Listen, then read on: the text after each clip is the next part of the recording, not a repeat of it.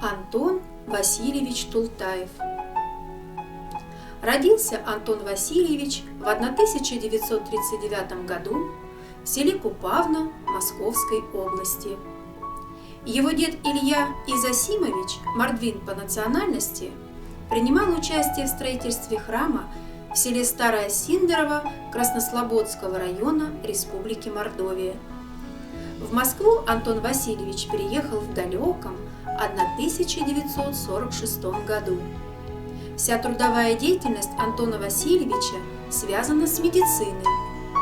Через несколько лет после окончания МГУ он становится старшим научным сотрудником в медицинском биофизическом центре имени Бурназяна. Антон Васильевич – физик, кандидат технических наук и врач, готовый всегда прийти на помощь, если дело касается здоровья человека.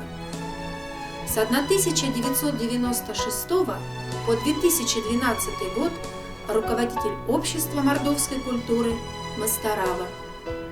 Тултаев Антон Васильевич – ветеран мордовского движения, который стоял у истоков образования мордовского землячества Москвы и Московской области и по праву является его почетным членом.